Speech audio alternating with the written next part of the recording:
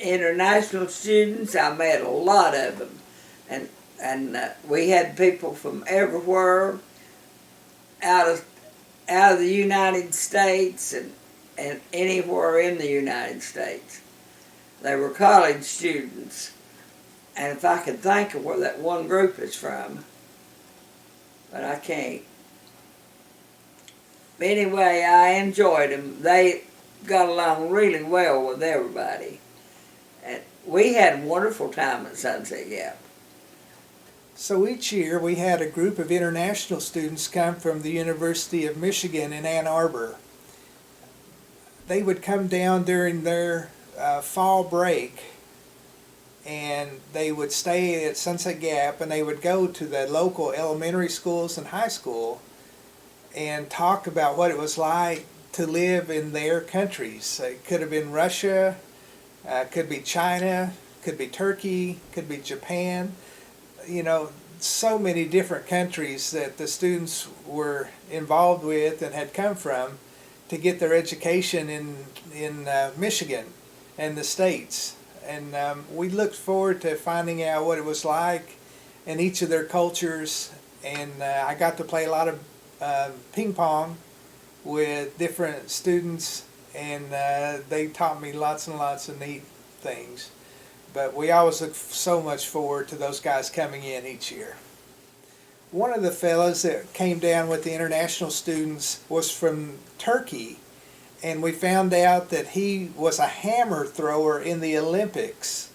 He was a big stocky guy, and it was just so neat to know that guys and gals from other countries would come to the States and get their education, but would go back and represent their own countries in the Olympics. One of the best things that happened while we were there was having international students come from the University of Michigan on their spring break. They would take their shirts off because it was so mild at the time they came, but most of the time.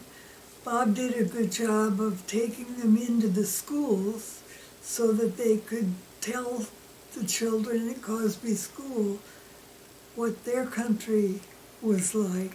And it kind of opened the window to the world. The teachers started out being rather intimidated, but in time they grew to appreciate the fresh air that was coming to their community, and the children were being introduced to the world through that week of international students. Shirley, who was the leader of that group, had written to several Presbyterian agencies to see if they could establish a week such as that, and Sunset Gap was the only one she heard back from. So she knew it was a treasure for her group, and we knew it was a treasure for our community. One special memory from one of the groups of international students was a Chinese man who came to our house one night and just visited with us.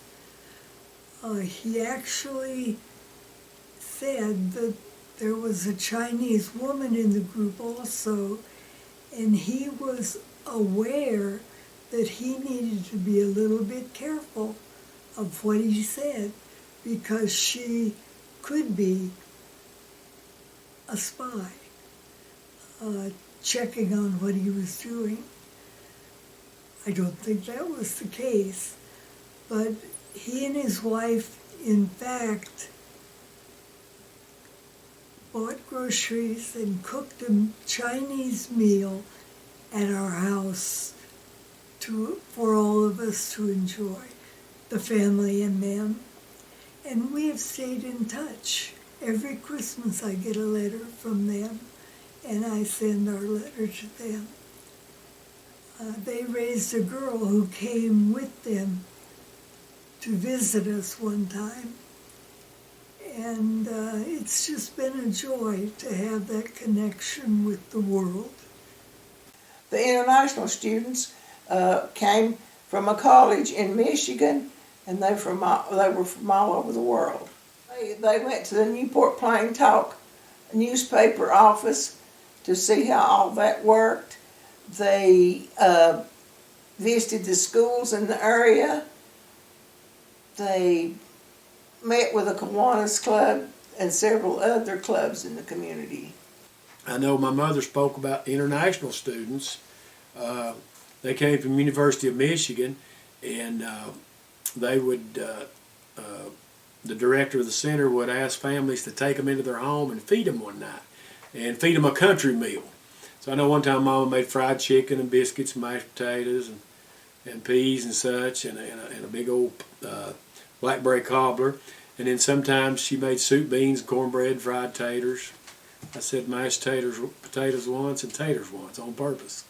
But this was one I remember the most was in about 1977, I think. And there was a college student there from Iran, and there was one there from Israel. And they both came to our house. And it was a little tense because history, looking back on it, you remember 1979, you had the Iranian students take over the U.S. Embassy and capture the hostages. So that was a little terse time with having both of them there from that different country. But Mama made them all feel welcome, and she gave them a tour of our land down there, and they talked a little bit about their home country. But those two gentlemen didn't speak to each other. Well, in international students, it was just amazing. The first thing was to see what they looked like and their dialect. You know, if you got somebody from England or Scotland or Germany or Wales or Central Asia, Russia even, that had an accent, Italy, France, it was just neat to hear their dialect. And of course they'd tell us stories too about their countries, where they come from. We were just fascinated. It's a big thing to go back to school and say, hey, I met somebody from Ireland or Israel. It was really big. But they would interview them in the newspaper and always took pictures of them and put it in there. They also come and visited our schools. That was another thing. The director brought them to visit Cosby School, which was a K-12 school, and I think they went to Smoky Mountain and Jones Cove. I think they'd divide them up and not send all to one school. So they went to those three schools that's closest to where we were there. And they would spend the day at the school. They would go around and talk to the different groups and tell them about their country. So it was kind of like a living geography and cultural history lesson that we got to have. It was like taking a field trip without taking a field trip. And sometimes they'd have pictures with them or postcards from the country that they were from. So it was not only beneficial for them to see our culture, but it was real beneficial for us to learn more about theirs. And the communities, like I'd mentioned before in another clip, the community dinners where they'd go into people's home, and everybody gladly took them in and prepared a big meal for them, and you shared. You'd always start out with a blessing, and all that. So international students was a wonderful part of the Sunset Gap ministry in the 60s, 70s, and I think up into the 80s.